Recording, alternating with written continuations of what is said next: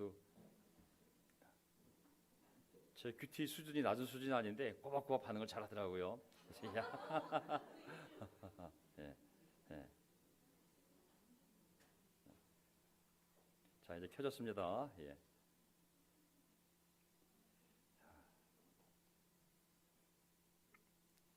자, 아이고, 예, 잘 됐습니다. 제가 하다가 적당한 수준에서 끝내도록 하겠습니다. 예. 네. 의로운 고난 당하는 종이라는 제목입니다. 고난 당하는 의로운 종 또는 의로운 고난 당하는 종.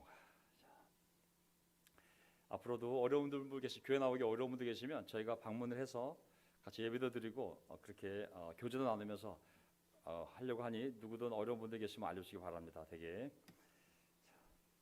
창조주 하나님을 기억하라. 자, 여기서부터 시작해 볼까요? 창조주 하나님을 기억하라.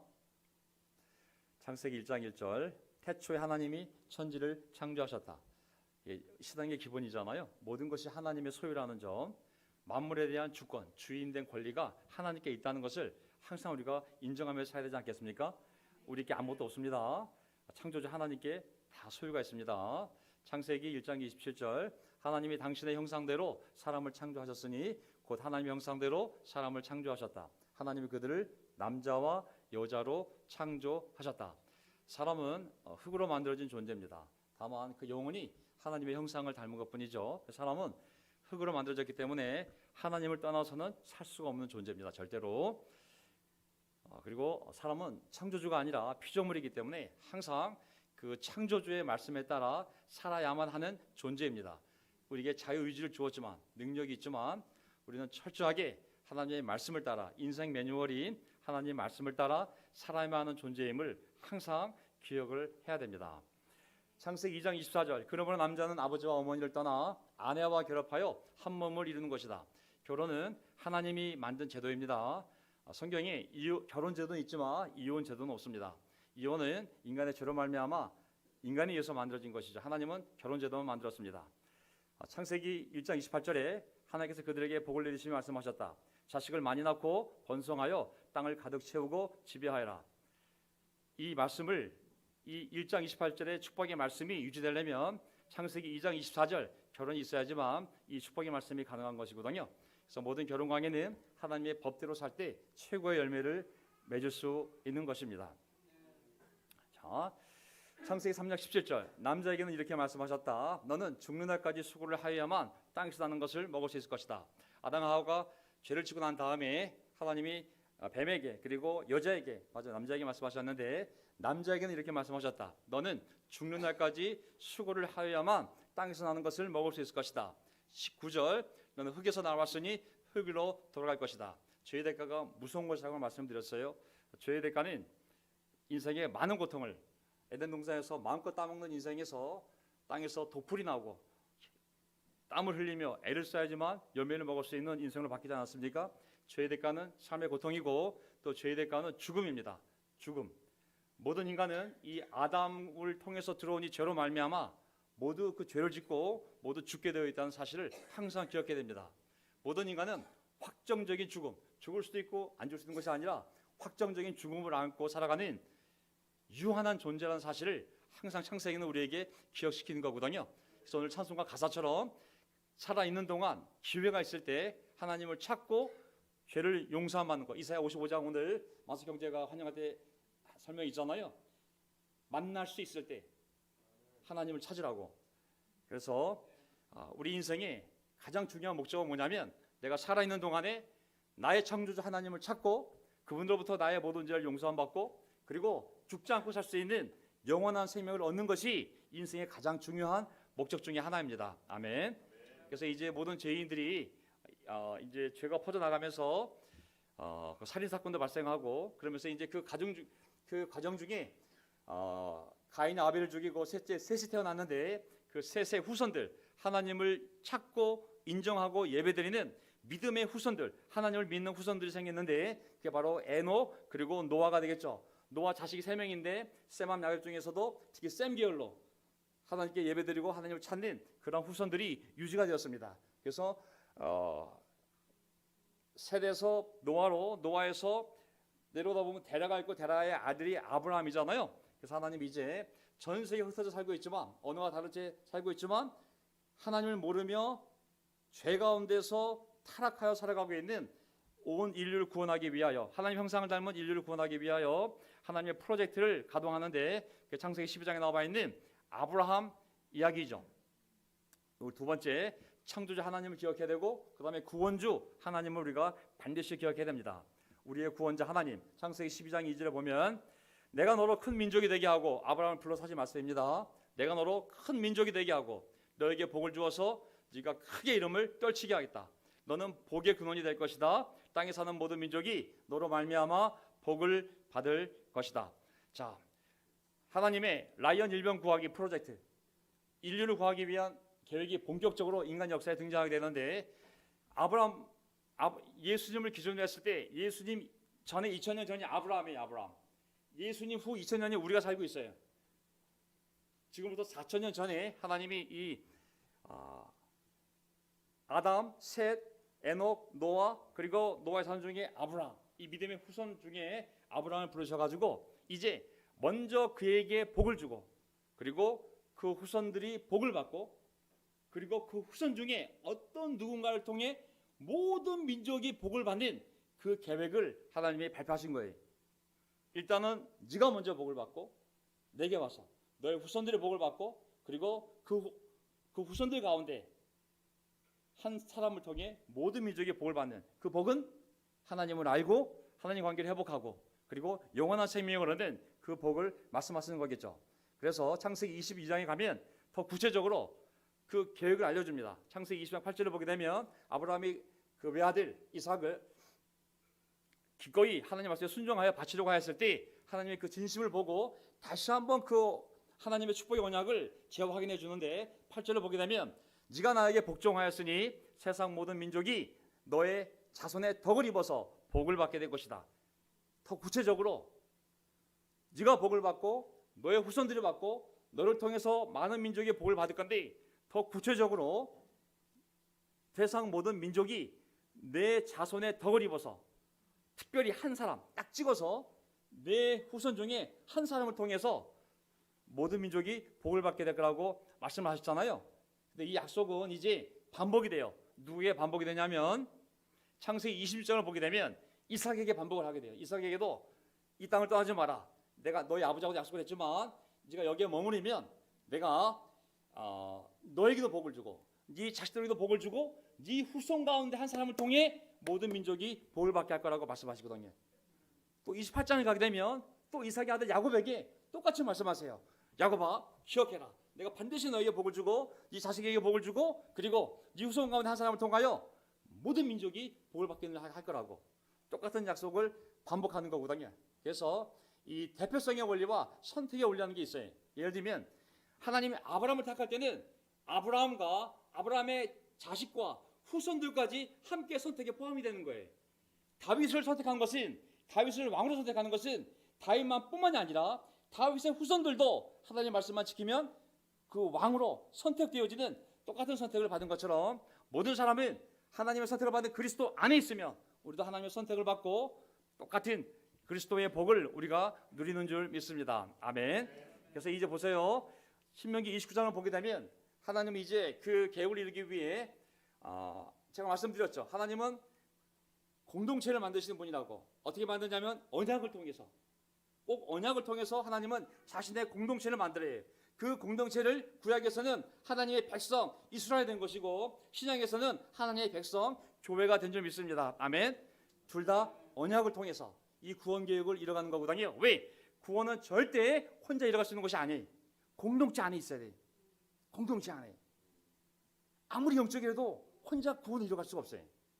반드시 공동체가 서로 격려하며 서로 연결되어져서 그 머리이신 그리스도에게 연결되어질 때 우리가 이 구원을 얻을 수 있고 지킬 수 있고 전할 수 있는 거예요. 구원을 얻고 지키고 전하는 것은 반드시 하나님의 공동체가 있어야 돼요. 신명기 29장 13절 여호와께서 당신들에게 약속하시고 당신들의 조상 아브라함, 이삭, 야곱에게 맹세하신 대로 오늘 당신들을 자기의 백성, 하나님의 백성으로 삼으시고 여호와께서 몸소 당신들의 하나님이 되시려는 것입니다. 아멘. 하나님은 항상 선택을 합니다. 선택을 해서 은혜의 언약을 맺고 그 은혜의 언약을 통해서 공동체를 만들어 간다는 것을 항상 기억해야 됩니다. 공동체의 목적은 뭐냐면 내가 그들의 하나님이 되고 너는 내 백성이 되는 것이 하나님의 목적이에요. 내가 그들의 하나님이 되고 그들은 내 백성이 되는 것. 그래서 최초로 하나님이 언약을 맺고 선택한 민족이 이스라엘의 이스라엘이 하나님의 나라였는데 이제 그 아들을 통해서 이제는 아들을 통해서 또 하나의 공동체를 만들었는데 그 공동체가 바로 새 이스라엘 교회인 줄 믿습니다. 아멘. 우리가 하나님의 공동체 안에 하나님의 백성으로 새 이스라엘인 이 교회 안에 우리가 있는 것이죠. 우리는 언약 공동체이고 메시아 공동체이고 하나님의 백성 공동체인 거예요. 그래서 우리 항상 언약을 위해 언약. 하나님을 온 마음, 온 뜻, 온 정서로 사랑하겠다는 그 언약을 기억해야 되고 예수님의 피로 맺은 언약이잖아요. 하나님과 함께. 또 우리는 메시아 그리스도 공동체예요. 그분이 오셨기 때문에 그분의 피로 용서함 받고 구원받았기 때문에 우리는 그리스도 공동체요. 그리고 하나님의 백성 공동체인 거예요. 여기 목사, 장로, 집사 아무리 만난 사람이 있더라도 우리의 이 본질은 교회의 본질은 하나님과의 언약 그리고 그리스도를 통한 공동체 그리고 우리는 하나님의 백성이라는 것. 이런 본질적인 것을 우리가 기억하고 나가야 되는 것이죠. 아멘. 자, 그래서 이제 그런데 죄는 거룩함 자체이신 하나님과 사람을 분리시키게 되어 있어요. 죄가 무서운 겁니다. 이게 생각보다. 예를 들면 아담과 하와는 죄로 말미암아 에덴 동산에서 쫓겨나고 힘든 노동의 고통과 늙어감과 죽음이 그들의 삶에 들어왔잖아요. 다 죄로 인해서 인류 사회에 들어온 거거든요. 그 좁은 에덴 동산에서 그들이 고통을 당하고 늙어가고 죽는 것, 이건 죄의 결과지 하나님이 창조할 때 만들어 놓은 것이 아닌 것이죠. 이스라엘도 마찬가지죠. 하나님의 선택받은 이 이스라엘 백성도 하나님의 백성 공동체도 죄로 말미암아 적과 꿀이 흐르는 가나안 땅에서 쫓겨나서 타국 아시리아 바빌로니아의 노예 삶의 고통을 당하게 되지 않습니까? 죄는 정말 무서운 거예요. 그래서 이제 하나님께서 자기 백성들을 포로로 끌려가 있고 그리고 자기의 언약과 맺지 않은 세상에 널브러져 사는 모든 하나님의 형상을 닮았지만 죄를 짓고 사는 모든 사람을 구원하기 위해서 하나님이 이제 계획을 구체적으로 발동을 합니다. 아브라함과 맺은 그 언약 속에서 아브라함의 씨 가운데 그로 말미암아 모든 민족이 복을 받는 이 계획을 좀 더 구체적으로 예언하기 시작하시는데 그 예언이 바로 이제 세 가지로 나타나게 돼요. 그건 뭐냐면 첫째, 이스라엘 백성들이 죄를 짓고 북이스라엘 남유다가 아시리아 바빌로니아 포로로 끌려가서 고통을 당하고 있는 상황이나 아니면 이방 민족으로서 전 세계에 널브러져 있는 모든 사람들이 둘 다 죄 가운데 고통 가운데 있으니 그들을 어떻게 다시 나에게 데려올 것인가라는 방법을 하나님이 생각하셨는데 첫째는 죄에 대한 용서를 해주는 거예요. 그들이 나에게 돌아오려면 먼저 죄에 대한 용서가 이루어져야 되니 내가 그들의 죄를 용서해 주겠다. 두 번째는 그들이 죄를 용서받아도 죄랑 싸울 수 있는 힘이 없기 때문에 왜? 땅에 티끌로 만들어진 존재이기 때문에 약할 수밖에 없어요. 그래서 이 마귀와 이 죄랑 싸워서 이길 수 있는 힘을 얻을 수 있는 방법이 두 가지인데 하나는 그들의 마음에 하나님의 말씀을 새겨주는 거예요. 옛날 돌판에 새겨서 성전에 두었다면 이제는 그들 각자의 마음속에 그 말씀을 새겨줘서 각자의 양심이 날마다 하나님의 말씀을 알 수 있도록 하는 방법 하나 하고 또 하나 그 마음에 하나님의 영, 성령을 주어서 살게 하는 거예요. 세 가지. 유다 민족이나 하나님께 죄를 지어 하나님께 선택을 먼저 받아서 언약을 맺고 하나님의 백성 공동체가 되어 말씀대로 살다가 죄를 짓고 떠나가 고통을 당하고 있는 이 하나님의 선택받은 이 이스라엘 민족이나 그 나머지 모든 세상에 흩어져 살고 있는 모든 민족들이 다 죄 가운데 살고 있는데 어떻게 그들이 둘 다 하나님께 돌아올 수 있는지 돌아와서 하나가 될 수 있는지 방법은 이 세 가지밖에 없는 거예요. 그들의 죄가 용서받는 것, 그들의 마음에 말씀이 주어지는 것, 그리고 하나님의 성령을 받아서 그 성령을 따라 말씀대로 살려고 하는 것. 이 세 가지를 이루기 위해서 하나님이 이제 예수님 오시기 전에 예언을 하시기 시작하시는 거죠. 예레미야, 예수님 오시기 600년 전에 예레미야 예언서를 보게 되면 7절에 내가 유다의 포로와 이스라엘의 포로를 돌아오게 하여 지금 포로를 끌려갔죠. 하나님의 백성인데 한 나라가 북이스라엘, 남유다로 나눠져서 북이스라엘이 먼저 130년 전에 먼저 멸망을 당해 아시아로 끌려가고, 그리고 남유다가 이제 멸망을 당해 바빌론에 끌려갔잖아요.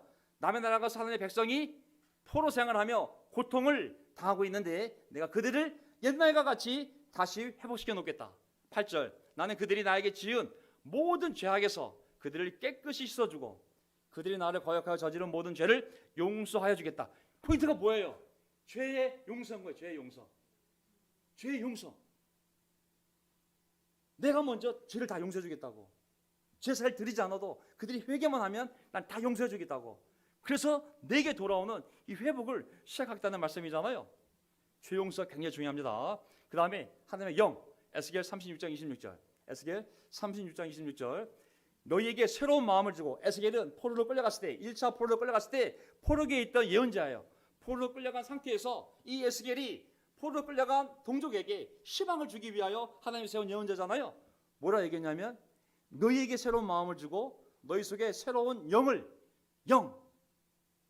넣어주며 너희 몸에서 돌같이 굳은 마음을 없애고 살같처럼 부드러운 마음을 주며, 27절, 너희 속에 여보세요, 위에도 너희 속에 새로운 영을 넣어주며, 27절, 너희 속에 내 영을 두며 너희가 나의 모든 율례대로 행동하게 하겠다. 그러면 너희가 내 모든 규례를 지키고 실천하면 복받고 잘 사는 거 아니겠습니까?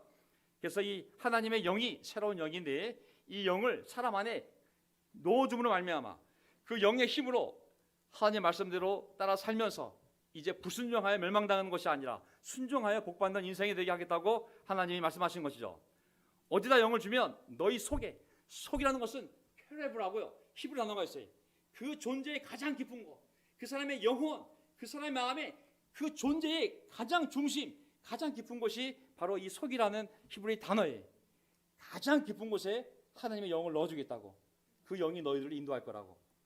그러면 죄사함 받고 그 다음에 뭐가 있어야 돼요? 하나님의 영이 우리 삶에 있어야 되는 것이죠. 아멘. 네. 그래서 이제 보면 이렇게 해서 이제 하나님께서 나한테 죄를 짓고 내 백성이지만 비록 다른 나라 포로가 끌려간 12지파 남북 두 이스라엘 백성들을 어떻게 다시 돌아오게 해서 연합시켜서 한 나라가 되게 할지를 이제 방법을 이제 하나하나 알려주기 시작합니다. 그래서 여기 에스겔 37장을 보게 되면 그들에게 말해주어라. 나 주 하나님 말한다. 이스라엘 백성이 들어가 살고 있는 그 여러 민족 속에서 다 끌려갔잖아요. 북이스라엘은 아시아에서 그 주변의 모든 민족을 가운데 흩어져 버리게 되었고, 그 다음에 남유다는 바빌론에 끌려가지 않았습니까? 여러 민족 속에서 흩어져 있는데 내가 그들을 데리고 나오며 전부 데리고 나올 거라고. 사방에서 그들을 모아다가 다시 그들의 땅, 하나님께 예배드리는 성전이 있는 그 시온성으로 내가 다 데리고 오겠다. 예루살렘으로 데리고 가겠다. 내가 직접 그 일을 하겠다고 말씀하시는 것이죠. 그래서 그들을 불러 모은 다음에 12지파가 서로 싸우기도 하고 남북으로 나눠 싸우게 됐지만 이제 내가 그들을 데려오면 더 이상 싸울 수 없는 이유가, 분열되지 않는 이유가 뭐냐면 22절에 그들의 땅 이스라엘의 산 위에서 내가 그들을 한 백성으로 만들고 한 명의 임금이, 한 왕이, 북이스라엘의 왕, 남유다의 왕이 아니라 한 왕이 그들을 다스리게 하며 그들이 다시는 두 민족이 되지 않고 북이스라엘, 남유다 두 민족이 되지 않고 두 나라로 갈라지지 않을 것이다. 어떻게? 24절, 내 종 다윗이 그들을 다스리는 왕이 되어 그들 모두를 거느리는 한 목자가 될 것이다. 자, 흩어진 이스라엘 민족들을 전부 불러 모은 다음에 그냥 놔두면 또 싸우겠죠. 너무 지혜로운 한 왕을 세울 건데 그것은 다윗은 이미 죽었잖아요. 다윗 왕은 누구냐면 다윗의 후손 가운데 한 씨를 만들어서 이 다윗의 후손 가운데 한 사람을 그들의 왕으로 세우는데 그 왕이 얼마나 훌륭한 왕이냐면 목자의 목자. 지배하는 그러한 군사적인 왕이 아니라 양들을 잘 돌보는 그러한 목자 같은 왕을 세울 건데 그 왕은 누구냐면 다윗의 후손 가운데서 내가 한 명을 세울 거라고. 그게 누구겠어요? 예수 그리스도.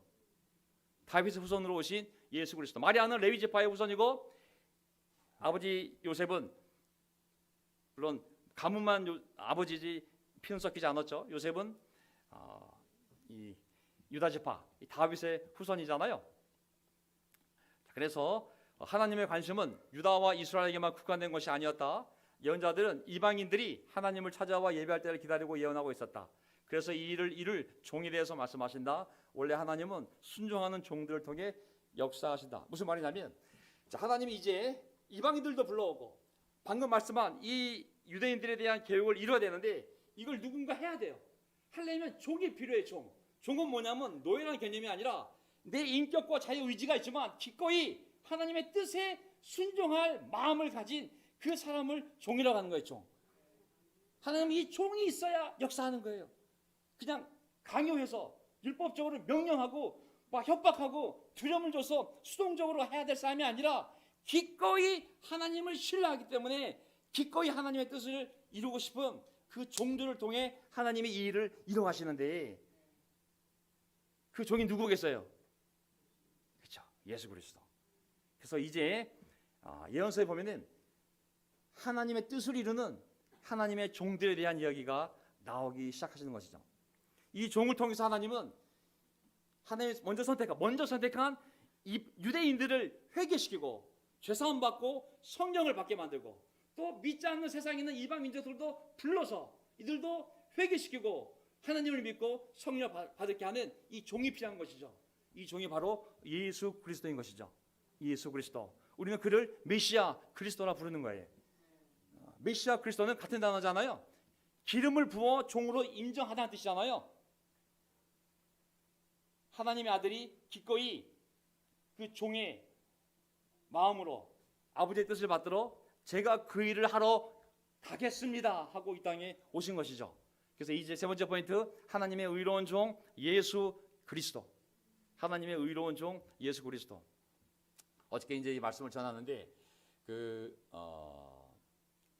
강정자 어머님이신데 옛날 교회 나올 때는 그렇게 반응이 좋지 않았어요. 솔직히 말씀드리면 여러 가지 이유로 오신 것 같아요. 뭐 아들도 볼 겸 겸사겸사. 근데 그날은 아멘을 잘 하시더라고요. 한 10번 이상 하신 것 같아요. 그렇죠? 믿습니까? 그러면 아멘 아멘 이러는데 많이 겸손해 주셨어요. 내가 보기에는. 야, 제가 참 하나님께서 이 모든 환경을 사용하셔서 우리 마음을 겸손하게 만드시고 그 겸손을 통해 우리가 복음을 믿고 구원받게 하시는구나. 그 뒤에는 사랑하는 가족들의 기도가 있겠죠. 저는 세 번째, 하나님의 의로운 종 예수 그리스도. 그래서 이제 이사야서를 보게 되면 이사야서 이제 고난 당하는 종 나오잖아요. 53장에. 근데 이제 고난 당한 종 이전에 이제 히브리어로 종이라는 단어, 영어는 servant, 헬라어로는 둘로스. 근데 이제 히브리어는 에베드인데 에베디 그러면은 나의 종이 돼요. 그 소유격 대명 점유사를 명사 뒤에 붙여서 이렇게 만들거든요. 그러니까 my servant인데 에베디에서 나의 종 그러면은 에베디가 되거든요. 근데 이사야 보면은 나의 종 이사야도 하나님의 종이라고 그래요. 나의 종 엘리야kim, 그 종도 또 나의 종이라고 그러고, 나의 종 다윗도 에베디 나의 종이라고 그러고, 하나님이 또 이스라엘도 너희들은 나의 종이라고, 이스라엘도 나의 종이라고 그래요. 근데 궁극적으로 이 모든 것을 이룰 종은 엘리야도 아니요, 이사야도 아니요, 다윗도 아니요, 이스라엘 나라도 아니요, 바로 그분의 아들이 하나님의 에베디, 하나님의 모든 뜻을 이룰 에베드, 종이 되는 거거든요. 그래서 이제부터 이사야 40장부터 시작을 해서 66장까지 이 종이라는 단어가 막 등장하기 시작하는데, 특히 메시아와 관련해서 하나님의 뜻을 이룰 하나님의 보낸 자, 이 메시아와 관련해서 이제 이 종이라는 단어가 40장부터 시작해서 막 등장하기 시작합니다. 보면 이사야 42장 1절, 나의 종을 보아라. 하나님 그런 계획이 있는데 나의 종을 보아라. 내가 붙들어주는 사람, 내가 택한 사람, 내가 마음으로 기뻐하는 사람이다. 내가 그에게 나의 영을 주었으니 그가 문민족에게, 여러 민족에게 하나님의 그 진리를, 공의를 베풀 것이다. 자, 이게 누구겠어요? 이거 이사야서는 예수 오시기 전에 600년 전에 예언자잖아요. 그러면 600년 전에 이미 하나님이, 자, 내가 이제 종을 보낼 거라고. 내 종을 봐. 내가 붙들어주는 자야. 내가 택한 자고 나는 정말 마음으로 기뻐하는 자다. 누구겠어요? 예수님 세례받을 때 하늘에서 들리지 않았어요? 세례받고 올라올 때 이는 내 아들이요, 내가 기뻐하는 자요, 내가 사랑하는 자라고. 이 말씀이 예수님 세례받을 때 올라올 때 들리는 말씀이잖아요.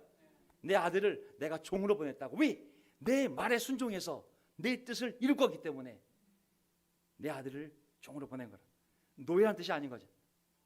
그가 내 뜻을 이룰 거라고. 내 아들이 종이 되어서 그는 쇠하지 않으며 낙담하지 않으며 십자가에 달려 죽기까지 낙담하지 않으며 끝내 세상에 공의를 세울 것이니 먼 나라에서도 그의 가르침을 받기를 간절히 기다릴 것이다.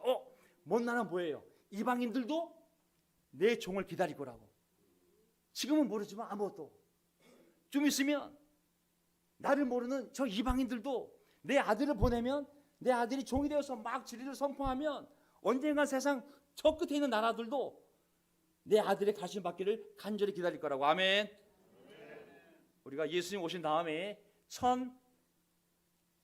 개신교가 시작된 것이, 구교가 시작된 것이 예수님 오신 다음에 1600년 전에 한국에 복음이 전해졌고, 그리고 200년 전에 개신교가 도착한 거거든요. 이 말씀이 이루어졌잖아요. 먼 나라. 5절.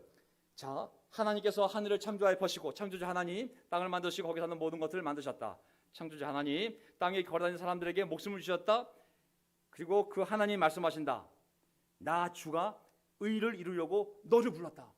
창조주 하나님이 드디어 이제 자기가 창조한 이 세상의 주인공인 자신의 모습을 닮은 인간들을 구원하기 위해서 때가 되니까 부른 거예요. 내가 너를 불렀다고. 내가 너의 손을 붙들어주고 너를 지켜주어서 너를 백성의 언약과 이방의 빛이 되게 할 것이니 네가 가서 눈먼 사람의 눈을 뜨게 하고 감옥에 갇힌 자를 이끌어내며 어두운 영생에 갇힌 자들을 풀어줄 것이다. 이 일을 누가 하셨어요? 예수님이 하신 거잖아요. 백성의 언약은 뭐겠어요? 이스라엘과 유다 이 두 백성과 다시 새로운 언약을 맺을 거라 말씀하셨잖아요. 그 언약이 누구냐면 바로 예수 그리스도인 거예요.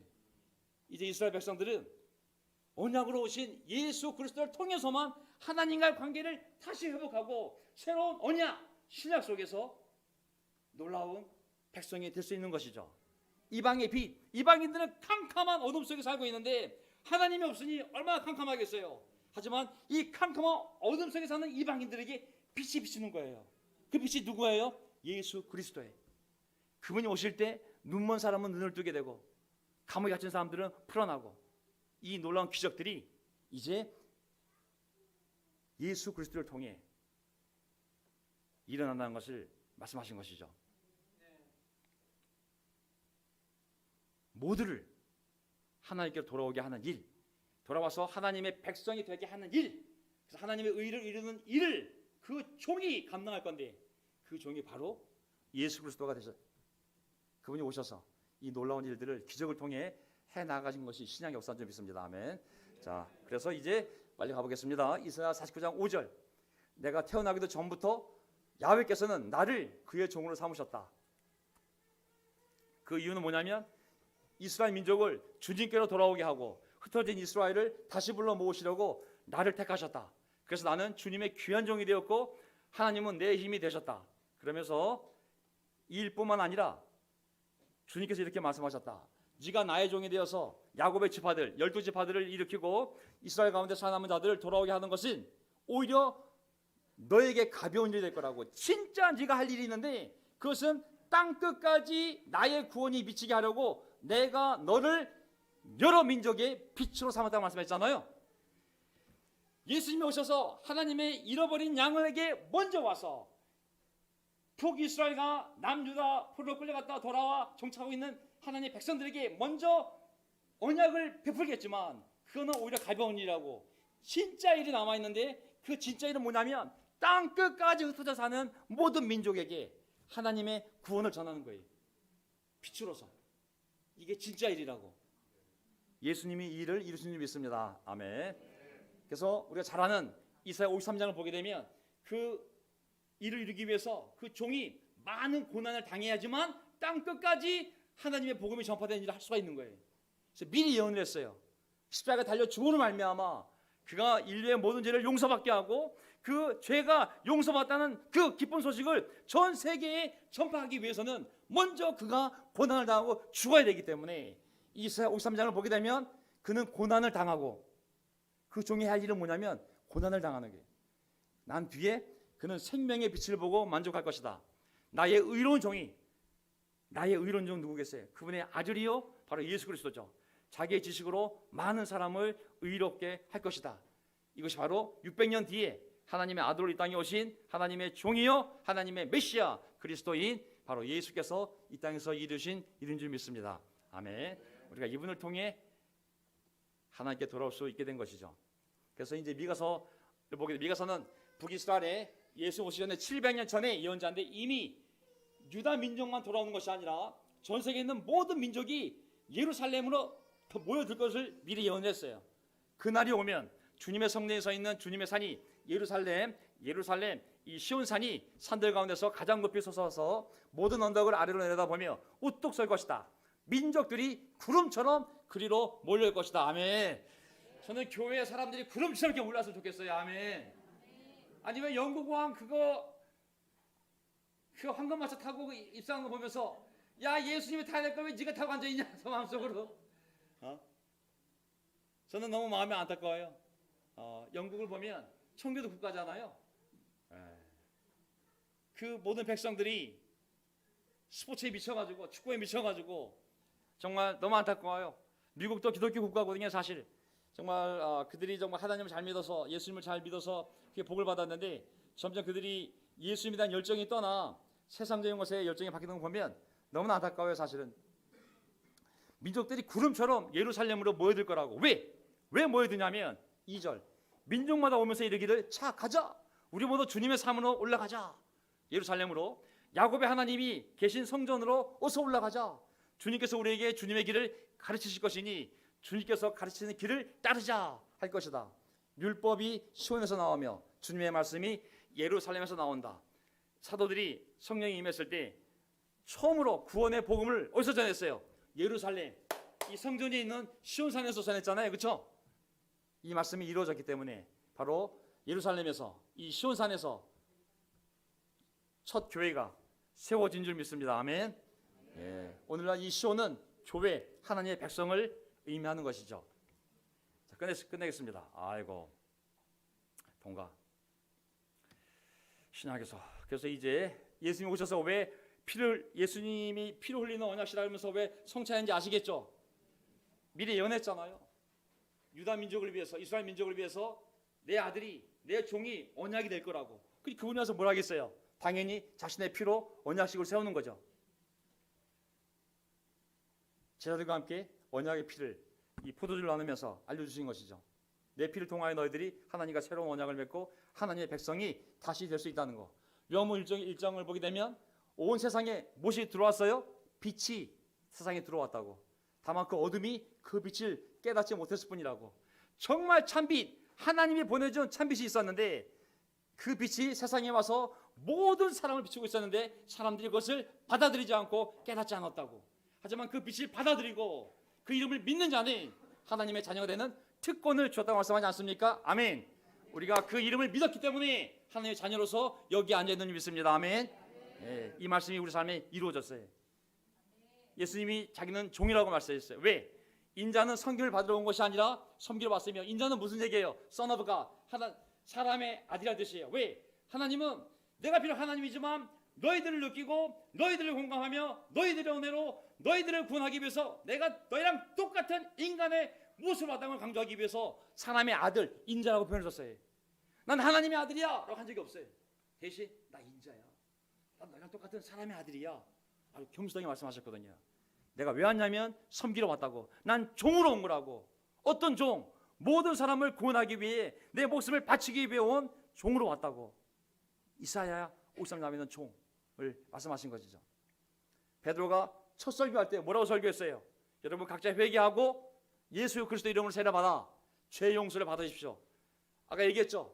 죄 문제 필요한 게 뭐라고 그랬어요? 죄 용서라고 말씀드렸죠. 예레미야 33장에 유다 백성들이 이스라엘 민족이 포로 끌렸다 돌아와서 다시 하나님과 언약을 맺으려면 그들의 죄가 먼저 하나님에 의해서 그냥 용서가 먼저 되어야 되는 거예요. 그래서 설교의 첫 포인트가 뭐예요? 죄 용서를 받을 거라고. 그 다음에 성령을 선물로 받을 거라고. 에스겔서 말씀드렸죠. 너희들이 아무리 죄 용서를 받아도 너희 육신이 흙으로 만들어졌기 때문에 죄랑 싸울 수 없으니 내 말씀들을 지키려면 힘이 필요한데 그 힘을 주는 영이 누구예요? 성령인 거예요. 하나님의 영. 그래서 이 성령을 선물로 받아야만 돼. 우리 모두 죄 사함을 받고 성령을 선물로 받는 줄 믿습니다. 아멘. 아직 안 마셨다면 받기 위해서 여기 있는 줄 믿습니다. 아멘. 우리 모두 하나님의 자녀가 되었어요. 그리고 이제 이방인들과 유대인들이 어떻게 됐어요? 그리스도 안에서 한 사람이 된 거예요. 에베소 2장 11절. 그러면 여러분은 한국 민족, 일본 민족, 중국 민족 다 이방 민족 아니겠습니까? 여러분은 지난날에 육신으로는 이방 사람이었다는 사실을 명심하십시오. 우리 이방 사람이었어요. 먼저 선택받은 선민인 이스라엘을 생각하면 그 외 나머지 민족은 다 이방 민족이거든요. 여러분은 그리스도와 상관이 없었고 이스라엘 백성과 상관이 없었고 약속의 언약과 무관한 외인으로서 세상에서 아무 소망이 없이 하나님도 없이 살아가는 인생이었다고. 맞지 않습니까? 하나님을 알기 전에 그리스도와 상관이 없었고 하나님의 백성과 상관이 없었고 하나님의 언약과 상관이 없었고 천국의 소망이 없이 그냥 죄 가운데 살다가 죽으면 영원한 지옥에 가는 그러한 운명이었지만 이제 어떤 일이 벌어졌어요? 그 종이 해놓은 일들로 말미암아 우리가 모든 죄를 용서함 받고 유대인 그리고 이방인들이 세 사람이 되어서 한 사람이 되어서 예수님의 몸 안에서 평안을 누리며 한 몸이 된 줄 믿습니다. 아멘. 하나님의 계획이 교회 안에서 다 이루어진 거예요. 모든 사람이 죄 용서함 받고 교회로 돌아와 이제 한 가족이 하나님의 평화로운 한 가족이 되었음을 말씀하고 있는 거잖아요. 그래서 이제 마지막 구절, 제가 이 구절을 우리 강조자 어머니께 제가 꼭 알려드리고 싶었어요. 왜 이 일을 해야 되는가? 왜 하나님은 아브라함을 세우시고 20년 뒤에 예수님을 보내시고 자기 아들을 고난당한 종으로 만드셔서 그 고통을 통하여 왜 그렇게 사람의 죄를 용서받게 하고 교회를 세워서 우리를 불러서 왜 이렇게 계속 가르치고 계신가? 땅 끝까지 복음을 전해야 되는 이유, 세상 끝날까지 예수님이 이 교회와 함께하며 복음을 전해야 되는 이유가 뭐냐면 요한계시록 20장 21장에 그 이유가 나와 있는 거예요. 모든 사람들 죽으면 하나님 보좌 앞에 서게 돼 있어요. 대통령이 되었던 큰 자든 작은 자든 모든 죽은 사람들이 다 하나님 보좌 앞에 옥황상자가 아니라 하나님 보좌 앞에 다 서게 돼 있어요. 앉지 못해요. 심판을 받기 위해 다 서게 돼 있어요. 그 다음 구절이 뭔지 아세요? 그리고 책들을 펴놓고 또 다른 책 하나를 펴놓았는데 그것은 생명의 책이었습니다. 죽은 사람들은 그 책에 기록되어 있는 대로 자기들의 행위대로 심판을 받았습니다. 이 생명책에 기록되어 있지 않은 사람은 누구나 이 불바다에 던지셨습니다. 아멘. 하나님이 이 계획을 무시하고 죄 용서를 받지 아니하며 끝까지 죄 가운데 살다가 죽은 자들이 자기 행위들이 적힌 책이 있는데 그 책에 기록된 행위대로 공정하게 심판하신 하나님이 그의 행위를 심판해서 불바다에 던져지는 운명을 살아가는 사람들이 많기 때문에 하나님은 교회를 세워서 우리를 통해 복음을 전하게 한 줄 믿습니다. 아멘. 하지만 우리 모두는 생명책에 기록된 줄 믿습니다. 아멘. 생명책에 기록되지 않은 사람이 있다면 생명책에 기록되게 하기 위하여 이 자리에 하나님이 부르신 줄 믿습니다. 아멘. 이 교회에 오시기 전에 유대인도 있고 이방인도 있어요. 유대인은 뭐냐면 옛날 교회를 다니시던 분들이, 이방인은 누구예요? 전혀 예수를 모르다가 이 교회에 와서 성경 공부하고 처음으로 하나님을 알게 된 사람들이, 어떤 교회를 다녔든 처음으로 이 교회를 왔든지 간에 가장 중요한 것은 어린 양 예수 그리스도의 생명책에 우리의 이름이 기록되어지는 것을 믿습니다. 아멘. 참 빛이요 참 생명이신 인류의 구세주 되시는 하나님의 아들 예수 그리스도를 믿고 그분의 십자가 보혈로 모든 죄를 사함받은 자들은 바로 이 구원의 책, 생명의 책, 어린 양 예수 그리스도의 책에 기록되어 있는지 믿습니다. 우리가 그 확신을 갖고 천국을 소망하기를 간절히 바랍니다. 아멘. 안 돼 있다면 언제 죽어도 우리 앞에는 심판의 책이 놓여 있어서 우리가 지은 모든 죄에 대하여 하나님이 엄중히 심판하여 이 불바다에 던져지는 운명임을 항상 기억해야 될 것입니다. 아멘. 마지막 구절. 나는 새 하늘과 새 땅을 보았습니다.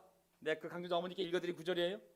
이전의 하늘과 이전의 땅이 사라지고 바다도 없어졌습니다. 나는 또 거룩한 도성 새 예루살렘이 남편을 위하여 단장한 신부와 같이 차리고 하나님께로부터 하늘에서 새로운 도시가, 얜 이스라엘이 아니라 서울이 아니라 뉴욕, LA가 아니라 새로운 예루살렘이, 새로운 도성이 하늘에서 너무나 아름다운 모습으로 도시가 내려왔는데 그 도시를 보니 한 보좌, 하나님의 보좌가 있고 하나님의 음성이 울려 나오는 것을 들었습니다. 보아라, 하나님의 집이 사람들 가운데 있다.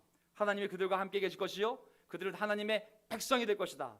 하나님의 친히 그들과 함께 계시고 그들의 눈에서 모든 눈물을 닦아주실 것이니 다시는 죽음이 없고 슬픔도 울부짖음도 고통도 없을 것이다. 이전 것들이 다 사라져버렸기 때문이다. 아멘. 그러니 이 말씀을 강조자 어머니에게 읽어드렸어요. 왜냐하면 그 육신이 80대 중반이신데 너무 오랜 병 속에서 수술도 많이 하시고 이 땅에서는 소망이 없는 몸이에요. 어떤 것도 할 수 없어요. 사실은 누워 계실 수밖에 없어요. 사실. 하지만 소망이 뭐겠어요? 우리가 예수님을 통하여 구원을 받으면 영원한 생명이 생기면 이 땅의 육신을 벗을 때 천국에서 하나님과 영원히 살 수 있는 완전히 새로운 천국형 몸을 입는다고. 너무나 아름답고 건강하고 영원히 살 수 있는 썩지 않은 몸을 입는데 그것이 우리의 소망이라고. 그 소망 위에 무슨 소망이 있을 수 있겠어요? 하나님께서 여러분 한 사람 한 사람을 악에서 돌아서게 하셔서 여러분에게 복을 내려주시려고 자기의 종을 이렇게 세우시고 그를 여러분에게 보내셨습니다. 기도하겠습니다. 아멘. 하나님, 바로 이 종이 예수 그리스도 하나님의 아들인 줄 믿습니다. 우리가 이 아들을, 하나님의 아들을 하나님 보내신 그리스도로 믿고 이 아들을 우리를 구원하기 위하여 오신 하나님의 고난당하는 의로운 종으로 믿고 우리가 그분의 이름으로 세례받아 영원한 생명을 얻어 이제 불바다에 던져지는 운명이 아니라 하나님의 생명책 이름이 기록되어져 영원한 생명을 얻고 하나님과 살게 될 그런 놀라운 인생을 주셔서 감사드립니다. 오늘 그런 삶을 약속받은 자들이 있다면 그 확신 가운데 하나님을 찬양하며 기쁜 마음으로 살아가게 도와주시고 그리고 그가 생명을 얻지 못한 자가 있다면 겸손하게 주님의 말씀에 순종하여 하나님의 아들 예수 그리스도의 이름을 믿고 그분의 피로 모든 죄를 용서함 받아 깨끗한 세례를 통해 하나님의 백성으로 살아갈 수 있도록 허락하여 주시옵소서. 오늘 주님께 감사드리며 우리의 주님이신 예수 그리스도의 이름으로 기도합나이다. 아멘.